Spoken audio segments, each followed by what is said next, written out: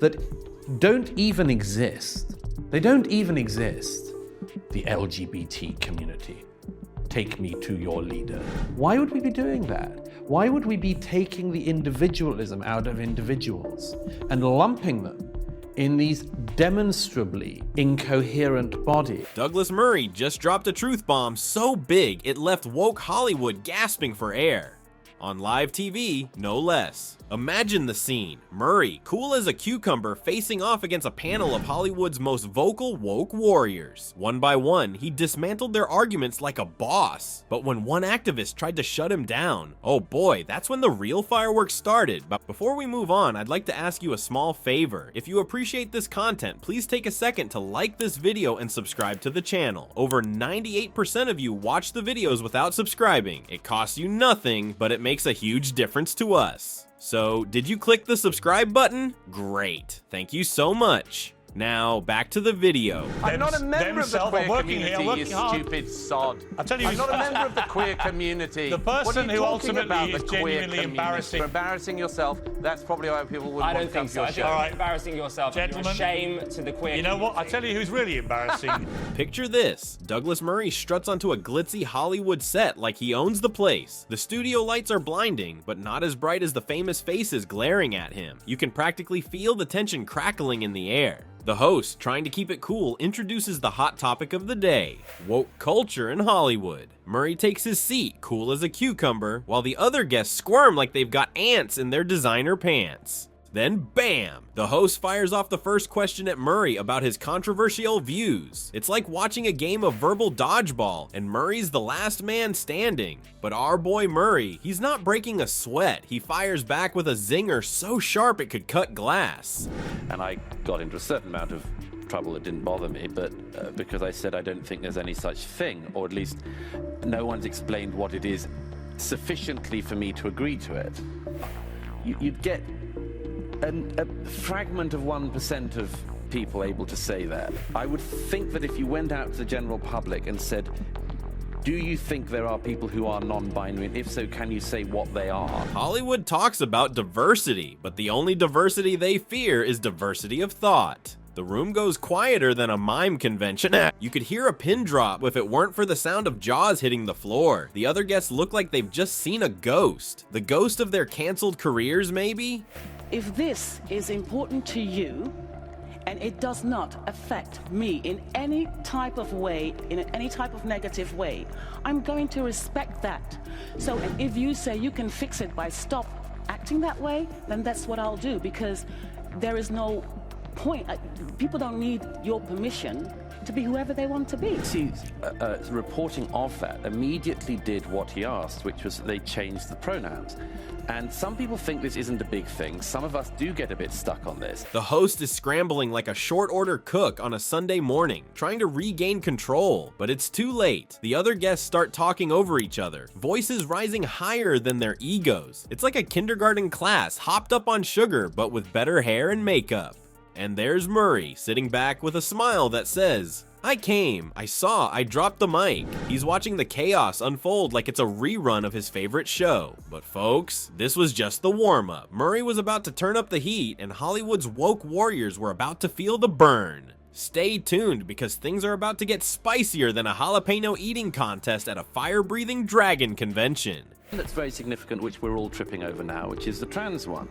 And you mentioned the thing about the phobia there. There is a real problem in our societies on this one, because actually in the media, people are petrified. Give me that respect. But well, I'm afraid that because I care about the language, I didn't particularly want to say they was very good in their performance last night. The general public are deeply concerned about being dismissed as transphobes when you're talking about how you deal with children. Just when you thought things couldn't get any crazier, the Hollywood elite decide to play Who's the Wokest of Them All? But Murray's not here to hand out participation trophies. He's got a truth bomb with a shorter fuse than a Twitter mob's attention span. Want to see some A-listers sweat more than a snowman in a sauna? The camera pans to reveal a panel of Hollywood's finest, looking like they just stepped off the red carpet and into a political minefield. First up, we've got Ms. Inclusivity 2023, spouting off a speech that sounds more rehearsed than a Disney Channel original movie. We need to create a safe space for all voices, she chirps, while Murray rolls his eyes so hard you can almost hear them. But our boy Murray's not buying what she's selling. He fires back with some cold, hard facts about Hollywood's hypocrisy. You talk about inclusivity, he says, but where's the diversity of thought in your scripts? It's easier to find a unicorn in LA than a conservative character who isn't a villain. Just as Murray's getting warmed up, celebrity number 2 tries to butt in, but Murray's on a roll and he's not about to let some B-list actor steal his thunder. The tension in the room is thicker than Trump's spray tan, and things are getting personal faster than you can say cancel culture. Speaking of which, Murray drops a truth bomb about cancel culture in Hollywood that leaves the room stunned.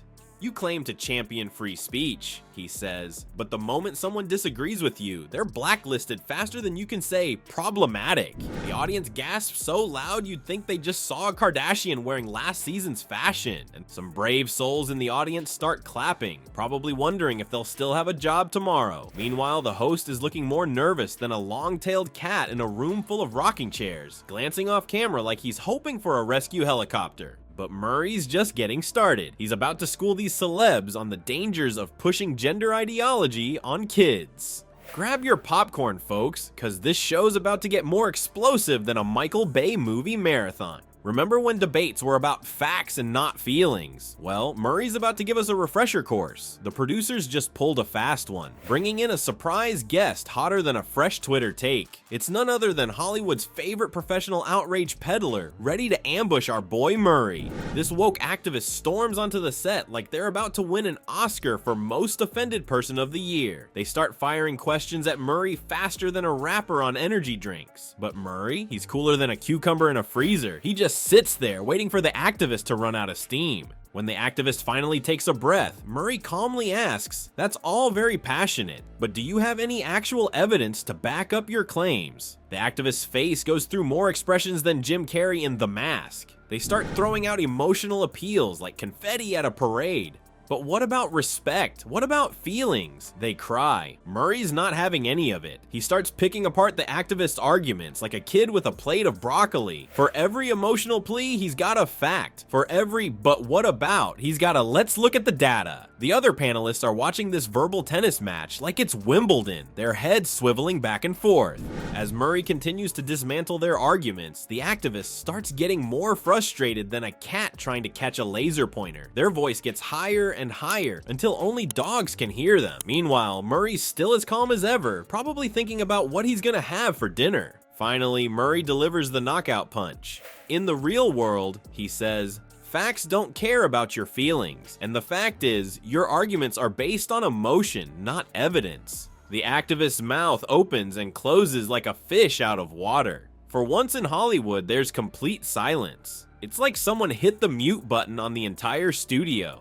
And just like that, Murray's schooled Hollywood on the importance of rational debate. Who knew facts could be more explosive than a Michael Bay movie? Hold on to your popcorn, folks, cause this show ain't over yet. You think Murray was done schooling Hollywood? Ha, that was just the warm-up act. As the host fumbles for the outro, Murray's winding up for a curveball that'll make the Oscar slap look like a gentle pat. What happens next? Let's just say it makes Twitter's server hamsters run faster than Trump from a salad bar. The host tries to wrap things up, probably hoping to escape before Murray drops another truth bomb, but our man Murray's got other plans. He politely asks for one last word, and suddenly the room goes quieter than a library full of mimes. Murray stands up, looking more serious than a politician at a budget meeting. He starts talking about free speech and rational debate, and let me tell you, it's more captivating than a cat video marathon. The cameras pan to the other guests, and their faces are a mix of shock, awe, and "did I leave the stove on?"